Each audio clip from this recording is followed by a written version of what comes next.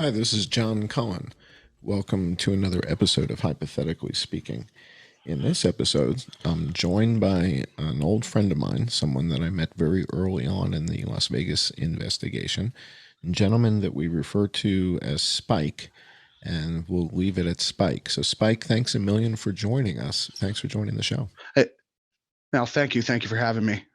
It's great to have you here. So, why don't we tell the audience a little bit about how you and I first met, because I think it was when I was working at the Four Seasons in Thailand, and we can give them a little of that background, and then we'll kind of get into some of the research that you were doing back then that you shared with me that was rather stunning. So why don't we kind of start at the beginning, because I think you were kind of connected with a couple of the other guys, maybe Weg Og and some of these other guys in the Las Vegas shooting. So why don't we roll back to that point in time? Well, back then, I remember when the shooting happened, and I started seeing things on social media about it. So I started trying to research it, and I kept seeing stuff about helicopters and shooting coming from them. And then I started seeing things about witnesses dying that were talking about helicopters. And when I started to talk about it on Facebook, Facebook actually went and completely disabled my account that I had at the time. And to the point to where I had to go and get another mobile device in order to create a new Facebook. So in the meantime, that's what brought me over to Twitter. And then I seen Shepard was talking about the Vegas shooting and helicopters. And then that's when I started seeing you, I think, were commenting on some of his stuff. And I started interacting with it. And then that's when me and you started interacting more frequently. And there was a lot of information to take in. I'm still trying to take it in and remember it all.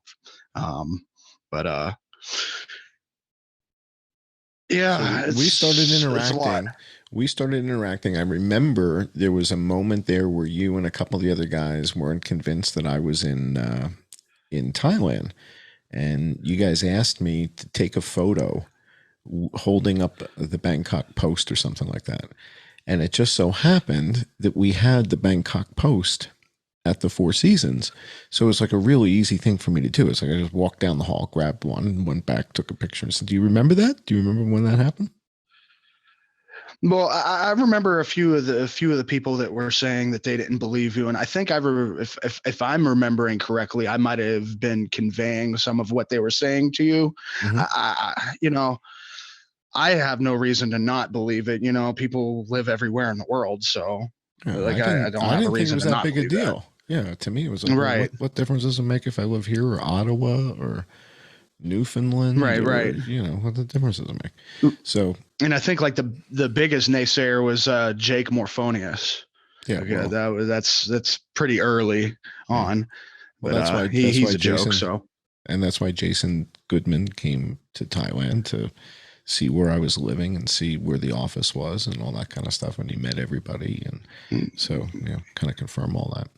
So as we were going through this Vegas thing, you started to do some research and shared the results of the research with me. And I found it to be somewhat stunning. And so can you share with the audience a little bit about sort of your background and credentials in technology? Because what we're about to talk about is pretty technical. And it's not the kind of thing that just anybody would do. So can you tell everybody a little bit about your background and sort of your skill set and what kind of led you to do this research before we actually show people what it looks like? Well, with the PeerBlock stuff is something that I kind of stumbled upon on accident. Um, Back when I was younger, I used to like to download music, and this is before VPNs were made useful. And at that time, people were using proxy firewall servers in order to try to block other entities from tracking the packets of data from their originating point to the user. And a lot of people were afraid that entities could use that as a backdoor way to get access into their personal files or to even get the location where they're at. So um, before the Vegas shooting, I had PeerBlock. It always ran in my background, and I never thought to shut it off. And one day I was researching Planet X stuff, and I just noticed that my PeerBlock icon on the start bar started blinking like crazy. So I'm like, "What's up with that?" And I opened it up, and lo and behold, I'm getting pings from everywhere, like anything that had to do with space, like NASA, the Department of Defense, the different places where there's observatories are all pinging the crap out of me.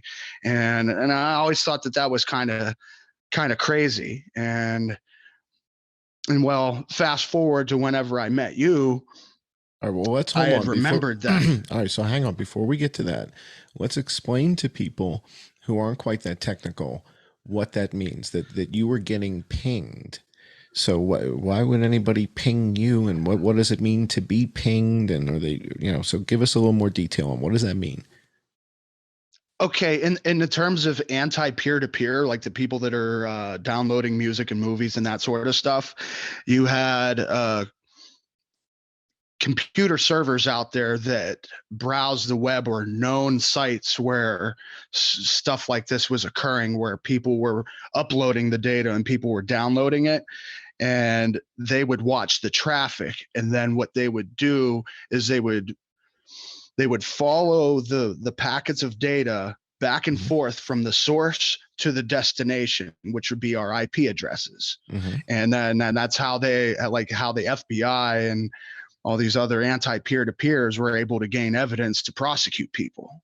And all the same thing No, but would I be mean, the if you're same. doing research on Planet X, and all of a sudden you're getting pinged by NASA, what is that? What does that mean? You're getting pinged by NASA? It's basically PeerBlock was notifying me that a NASA IP address was trying to view the information that I was looking at from the source to me. Oh, Uh, okay. All right. So hang right. on.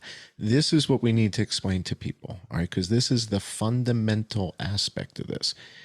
You started to use a piece of software called PeerBlock. I'm testing my understanding. I want you to correct Okay. me. Okay. So if I get this wrong, so you're using a piece of software called PeerBlock that typically you would use to block intrusions coming into your computer, right? Is that correct? And Right. they, Yes, PeerBlocks is a proxy firewall, and now that's basically dead technology because of VPNs, because these entities could use a VPN and change their IP address entirely. So PeerBlock wouldn't know that that IP address is a known one for trying to track stuff But and back in block the it. day, back in Right. 2017, Right. 5 years ago, these big corporations weren't necessarily. Uh, so, in other words, this was relevant back when you were running it. And again, I want to get back to sort of Right. the basic Right. functionality. So, the basic functionality of Right. PeerBlock is to notify you if, in fact, somebody's attempting to ping you, and this process of pinging you is so that they can determine what are they using cookies, what is it exactly they're doing when they ping you? Well, see, I don't know everything about it 100%. I just know that the pieces of information that you're getting from the source are referred to as packets, whether it be text, video, sound, just bits of information. And like, like when you're downloading stuff and you'd see like megabytes, like each little piece of that, they would be considered a packet that's being sent. So they're So that sending what they packets would of do is data. they would They're sending little bits of data conceivably or attempting to send it to you. You don't know if it's a cookie, a DLL, a no, Win. no, no, no. What they're doing is they're viewing the information that you're trying to look at, and they're piggybacking off of it, trying to get access to you. Aha. All right. So, They will, right. all right. So 100 years ago, people used to use this software called Napster. And Napster was like a peer-to-peer sharing thing, so that if I had a Right. song and you wanted it, and you had a song and I wanted it, we could swap, and Right. we could. It was like this big network.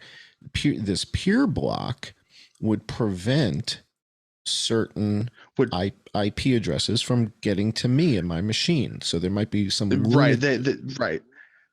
Right. So if there were a bunch of guys that we knew in Albania that were just ruthlessly downloading and ripping everything they could, and we knew their IP address, I could block them and say, "You guys, you're not allowed in. You're ruthless. We don't do it this way." It in essence, yes, it would block them from seeing your IP address.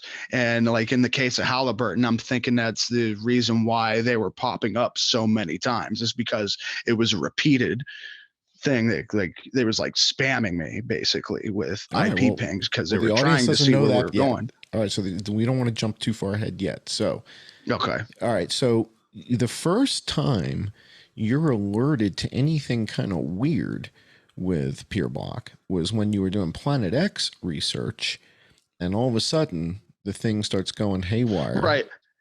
and wanted to Well, right. know. Yeah, and then like at this time, like I really wasn't concerned about or worried about people, like I'm just doing research, you know what I mean? And it was Right. just because I never got rid of PeerBlock. At that time, it was becoming dead technology because of the VPNs and all that sort of thing. But I never got rid of it, and it always ran on my startup. So I just let it go because it Oh, didn't really okay. affect. It didn't affect the performance of my computer. So I just, well, whatever. And then like all of a sudden it pops up and it starts flashing blue on my start bar when I start looking at some of this more obscure conspiracy stuff. And I was like, oh, hey, wait a minute, let me take a look at this and see what's going on. And then I was like, Department of Defense, like just kind of All right. astounded, All right. All right. So let's tell people what happened. So you've been using this tool for a while. It loads on startup on your computer. And the next thing I know is you're reaching out to me to say, you know, dude, I ran this peer block thing and, with John Cullen, and holy mackerel, it went to the moon. Something like that. I mean, obviously, I'm paraphrasing. So, can you tell the Yeah, audience yeah, what because I think happened? Yeah, what happened here? Um, well, we had been talking for quite some time at that point, maybe like 2, 3 months, and Mhm. we had went through a lot of data as far as like autopsy reports, bullet trajectories, talking with Joe Napoli and everything like that, and then like the light bulb went off in my head, and I remembered about whenever I saw that accidentally with like the Planet X and other stuff, and I'm like, hey, and I brought it to your attention, and I was like, well, let's run an experiment, and you came to me with what was it, 32 different search strings, I believe, something like that. Was it that And it many? was, Was I it that think so. many? Let me Wow. take a. Oh yeah, it was quite a few. Okay. Well, again, this is Let me pull. baselining. So as you pull that up, I'll explain to the audience why. So in order to baseline and understand the results better, so what Spike found when he put in John Cullen, the results were XYZ, and we'll take a look at those in a second. But it's only relevant if you compare it to other controversial figures like Jake Morphonius, Laura Loomer, And then Uh, other figures in sort of the thread of the story, like Joe Lombardo, right, Jason Aldean, right, Kurt Schilling. There was another guy that was uh, doing a lot of Vegas stuff, Charles Walton. So right, so you did Shepard Ambellis. So in order to compare and contrast the results, so you might expect to see Shepard Ambellis and Laurel Loomer having a lot of curious interest on the stuff with them, and me not so much because I'm kind of obscure at the time that you were running this. I wasn't that well right. known. I didn't have that many followers or anything. No, I think your following was maybe a tenth of what it is now, maybe even less. Sounds right. And right now, as we're doing this, I've got about 43,000 subscribers on YouTube. So it's probably 4,000, 5,000 subscribers Yeah. back then. And we came up with the search strings. You put them in and start recording the PeerBlock results. And why don't you share with everybody kind of what you discovered, what you found? Well, I discovered that on most of the search strings, especially the ones that dealt with your research, Halliburton popped up a lot.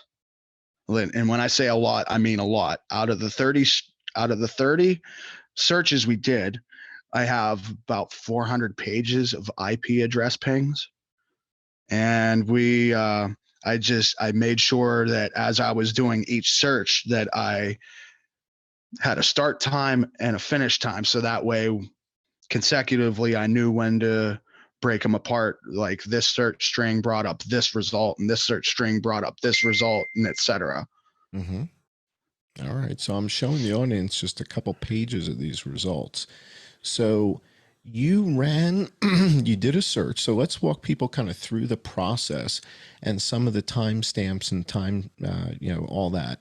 So I'm gonna show the audience the timestamp document, right? I'm gonna show them that. And why don't you explain to people sort of, so here's what you did and here's what happened, right? So the first one, it says, I am John Cullen, search result from jpclip.net. And it says timestamps Okay. 0623 through 1024 is what I see, right? You see that? Right. Yeah. Those timestamps would have been correlating with what time it was on my computer when I conducted that search. Gotcha. The start time is from the time I clicked on the search result. I did all my searches through Google, by the way. Okay. I went All to right. So, Google and then typed them in, all right. So you go to Google, you type and in, I am John I Cullen. figured that would have. Right. So you go to Google, you type in, I am John Cullen. Right. And now I'm looking at document number And, 1, right? right. And yeah, let me see if I can pull it up here. It's hard to try to do this between two different That's screens. okay.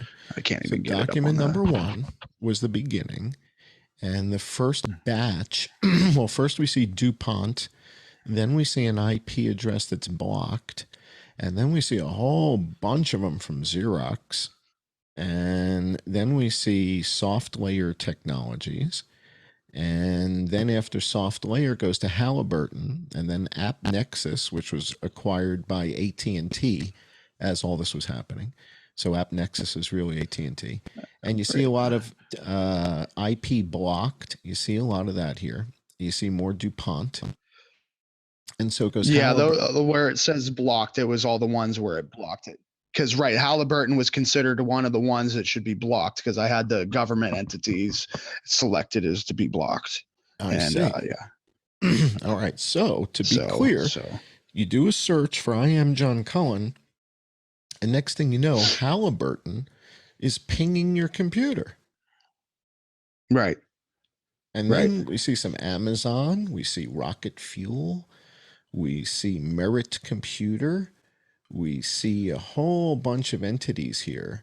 Now, you then ran a search on Joe Napoli and Shepard Ambellas. And when we looked at right. those results, how did those results compare? Well, if I remember correctly, the difference between the raw number of pings that were coming Right. through It's just was kind of that it astounding. was right. As in like comparison to you, there was like nothing Yeah. and nothing that really seemed to pique any interest to my eyes anyways, And we as were far as like what thorough. I knew. Again, I was looking for volume of pings. And the fact that there's Right. just pages. You said if you were to print this out, it would be 400 pages. Is that what you said? Something like that. Yeah. It was crazy. Yeah, so this is what happens when you put in I am John Cohen. Then you put in Joe Napoli, Shepard Ambellis, Joe Lombardo, Jake Morphonius, Laura Loomer, and the results, I mean, it wasn't like there was nothing there, but I would say 10 to 1, 20 to 1 ratios, right? Something like that. Yeah. Yeah. Yeah. It's like even like if we did get like a couple Halliburtons on the other ones, it wasn't anything compared to whenever it was anything that was related to things or theories that you were putting out there. All right. So now that the audience has seen this information, we're sharing it with them. They're looking at this. What does this mean? So in other words, you could go on your computer, you could do a search for Laura Loomer. You might get pinged by a couple different corporations and what have you, and Amazon might be interested because Right. you know Yeah. Because running ads and stuff, trying to tailor something to you, or paying attention to your interests or whatever. right, like double Because that's click and another. stuff like That's that. right. Right. Yeah, that's another thing that they do. All right, but when you put in the I am John Cohen, we've got DuPont, Xerox, Halliburton, and it just goes on and on and on. It's a bit overwhelming. And I think, what was your reaction when you first saw this? When you saw the results? It spooked me a little bit because it's like whenever they're trying to access that information or where it's going, you don't know what their intentions are for their intrusion. Like I don't know if I'm going to sit there and expect a black SUV outside of my house, or all of a sudden I got bees jumping out of a van. I don't know. Yeah, tell me You about know. it. Tell me about it.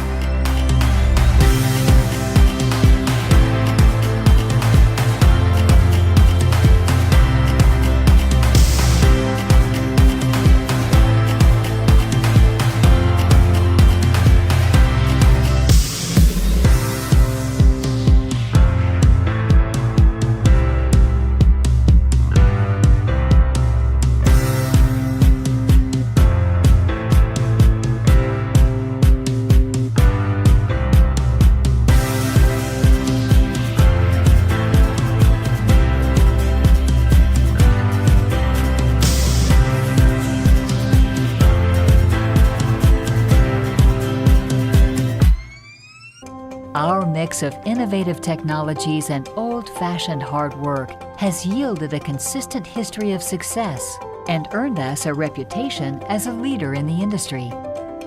Halliburton primarily serves the upstream oil and gas industry throughout the life cycle of hydrocarbon reservoirs. Our customers come to us for solutions and technologies to tackle tough challenges and extend the production life of their oil and gas assets. We help operators locate hydrocarbons and manage geological data. We provide drilling services, formation evaluation, well construction, well completions, and even well control. Our customers count on us to deliver superior products and services that bring value to their assets and operations. Halliburton has been at the forefront of the energy industry for 100 years. We're one of the world's leading oilfield service providers, and we're known for our hardworking and dedicated employees, people who have earned us the reputation as the execution company. We built that reputation by consistently delivering outstanding customer service using some of the most advanced and reliable products and services in the industry. We strengthened that reputation by having the smartest, most talented people worldwide. We credit our success to our technologies, our spirit of innovation, our culture of safety and service quality, our commitment to conducting business in a manner that is socially and environmentally responsible, and most of all, our dedicated and creative employees. The number one force driving our company's success is outstanding people. Halliburton employees invent our technologies, they win our work, and negotiate our contracts, and they operate our equipment. We would not be the company we are without the diverse team of men and women who help Halliburton succeed every day. Our employees represent 140 nationalities and bring a broad range of experience and thousands of different educational backgrounds to Halliburton. It's our employees who make Halliburton the execution company. One of the uncompromising goals we have in our operations is safety in all that we do. That means we work towards zero safety incidents, zero environmental incidents, and zero non-productive time. Yeah, I know. You had went quiet for what, about a good 5 months after that? Yeah. So it was sort of a combination of this and the show that I did with Jason and Jake Morphonius. And so I think the timing, if we look at the dates on when you were running this, it looks like it was February 28th of 2018. Yeah.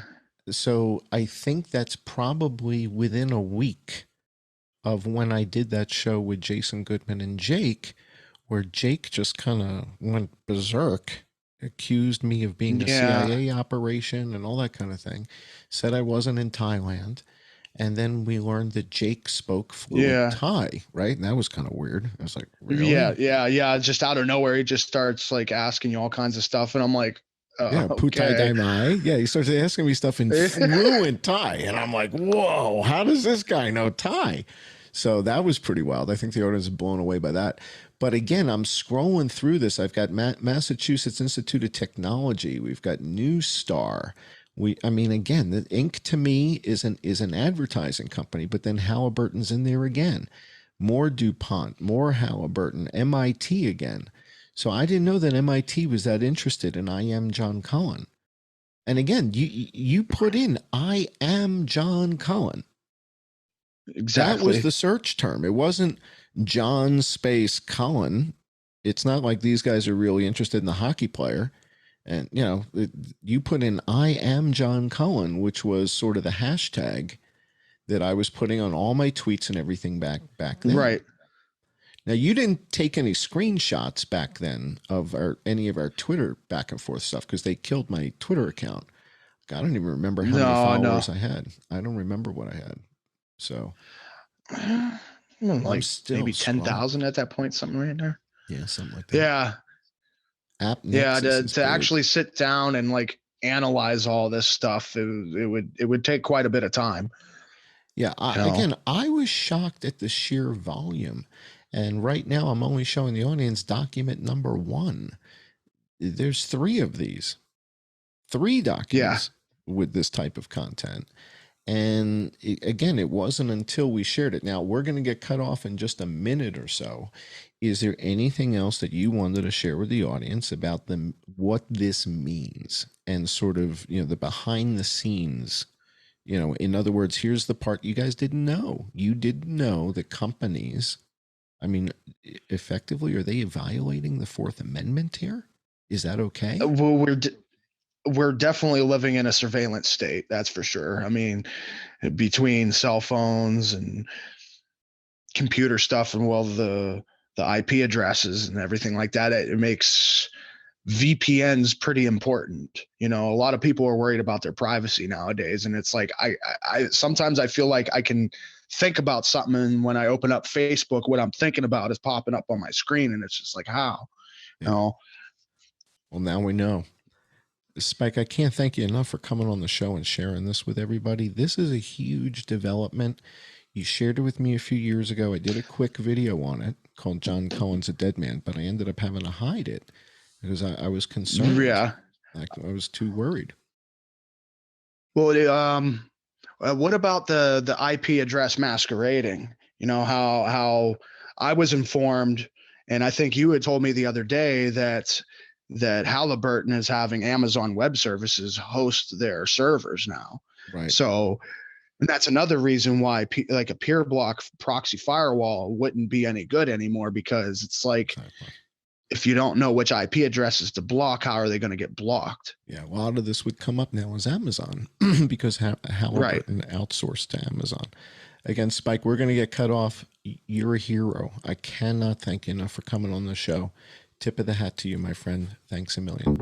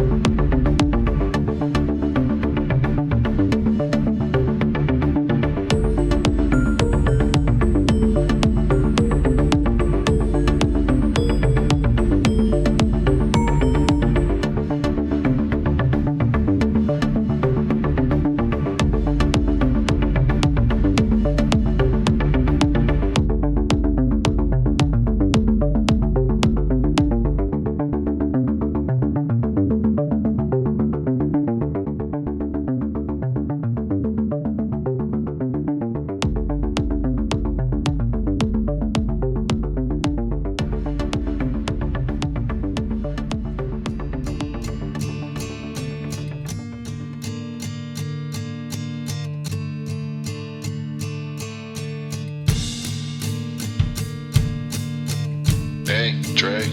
It's John. How's it going? Yeah, you don't say? You know, the same old sleight of hand. Kids are growing, but listen, you know that little ditty Slim wrote before Alex Jones allegedly stole my shit back when he was still in his mama's titty? Kinda shitty, only made the charts in Kansas City. Was written by committee. Dre, you're still the Holy See in my Vatican City. Slim wants to show you something. Hey, Slim. Yep. What, Slim? That's a pretty kitty. I'm afraid to say your boy Slim might not be here to stay. To say I'm worried, his production was hurried. A mass shooting, 61 people were buried. As things that divide, taking sides. The facts he misguides. I know he means well, Dre. Slim's talking about the Las Vegas shooting. I'm afraid to say I haven't seen a bloodbath like Darkness and Swept Bastille Day. You, on the other hand, are legendary, my contemporary. My militia needs both a luminary and a mercenary, so no, this isn't arbitrary. I've got one shot, Dre, one opportunity, according to Shady. In January, Slim's reactionary puff piece whiffed. His palms are sweaty, but the piece was stiff. His knees are weak, Dre. Sure, it made the shorties sniff, but come on, Slim, pull your skirt down. I just caught a whiff. Hey, Dre, I'm not here to disrespect you. I'm here to inform you, maybe even endear you, certainly to Paul Revere you, maybe even tiny bit Shakespeare you. I know for decades bad men been trying to disappear you, but the clock's run out, Dre. This is reality. 80s imperative hypothetical. Now, said not only the brown cow, but all the chows in Macau somehow. You won't give up that easy. My ass, Dre. 2.5 years later, now, you of all people deem yourself America's translator? Rhapsody? To play this on guitar, I've only got to move one finger. I'm not the creator, I'm not the curator, I'm the debater, looking out for traitors. M's fans think I'm just an agitator. They don't know I'm the principal investigator into some fucked up shit. So D-Dre, talking superstardom post-mortem, we're talking forged evidence and rigor mortis. Speaking of souls escaping, remember when Shady's cellmate gaped his ass like Mia Khalifa on the third date? My my hypothesis prophetical, not theoretical. Some say heretical. Is it acceptable or contestable? Clarissa on the confessional. My reputation impeccable. Subscriber base exceptional. Yeah, I'm polemical because I got my eye on the reticle. But Dre, the sheriff? Believe the narrative? Dre, I want you to check my thesis. Try my red pills. I tested them on 3 monkeys rhesus. The victims wear prosthesis. For the next 12 bars, Dre, I am Morpheus. You are Prometheus. You can be the beneficiary. You're a soldier. I'm a counter-revolutionary looking to bolster the case of the victims. Lawyers got folders. I carry them on my shoulders. Keep my composure. No Starbucks for this soldier. I can only afford Folgers. Families need closure. My pistol's in its holster. House in foreclosure. My videos need exposure. M's darkness. Caterpillar. Butterfly? Bulldozer.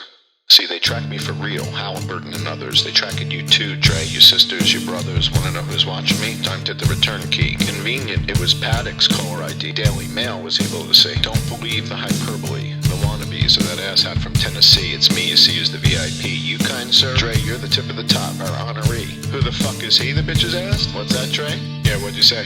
Tom Cohen, the first man this decade to truly face down the motherfucking enemy, Dre tells she. Dre tells she. Intellect is his weaponry. Lives in Thailand, allegedly. His work is high fidelity, produced independently. Hey, Dre, I think Shady needs a vasectomy. Yeah, John, I think you're right. You wanna do it or should I?